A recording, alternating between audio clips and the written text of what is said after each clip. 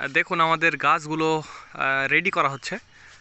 খেজুরের গুড় এবং যেই লিকুইড তরল যেই লালি যাকে বলা হয় ছোলা গুড়, সেটার জন্য।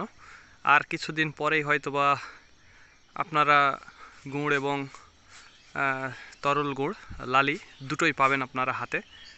দেখুন খেজুরের গাছগুলো কিভাবে কেটে রেডি করা হচ্ছে। আমি এই পাশ থেকে একটু দেখাই। ঘন গাছের জন্য আসলে সেভাবে দেখা যাচ্ছে না, ঘন গাছের জন্য একটু আবসা আবসা অস্পষ্ট লাগছে, যার কারণে আপনারা পুরোপুরি হয়তোবা দেখতে পাচ্ছেন না। তবে আমি সময় মতো দেখাবো। এটা আমার দাদা, আমাদের গ্রামেরই দাদা, আমার নিজের দাদা। তো যাই হোক, আপনারা একেবারে খাঁটি যারা খেজুরের গুড় এবং খেজুরের লালি, অর্থাৎ আমাদের এলাকায় লালি বলা হয়, তো যারা খাঁটি খেজুরের লালি নিতে চান তারা অবশ্যই আমাদের জানাবেন। স্ক্রিন এবং ডিসক্রিপশন বক্সে আমাদের নাম্বারটি দেওয়া আছে। দাদা হাসছে, দেখুন আসলে গ্রামের মানুষ তো একটু হাসছে, আসলে নতুন এইভাবে দেখাচ্ছি, তাই না দাদা?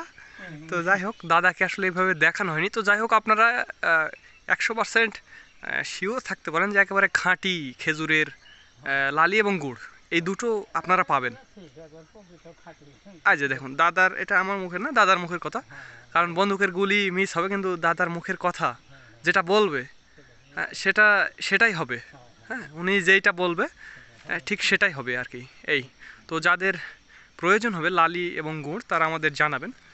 দীর্ঘ প্রায় অনেক বছর, আমরা ছোট থেকেই, আমরা যখন ছোট ছিলাম 5-7 বছর, তখন থেকেই কিন্তু দাদা খেজুরের গাছগুলো লাগায়, এই আর কি। দেখুন আমার দাদা, নিজের দাদা। তো যাই হোক, এখন দাদাকে দেখালাম, এই আর কি। তো ঠিক আছে, ধন্যবাদ বন্ধুরা।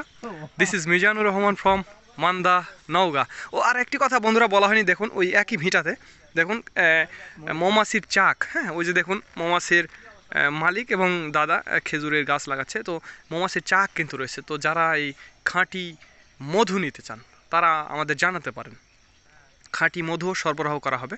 দেখুন দাদা আসলে হাসছে, এই আর কি। খাঁটি মধুও পাবেন, সাথে কিন্তু খাঁটি খেজুরের লালি বা গুড় সেটাও পাবেন। তো যাদের প্রয়োজন হবে তারা আমাদের জানাবেন। তো ধন্যবাদ বন্ধুরা। This is Mizanur Rahman from Manda, Naogaon.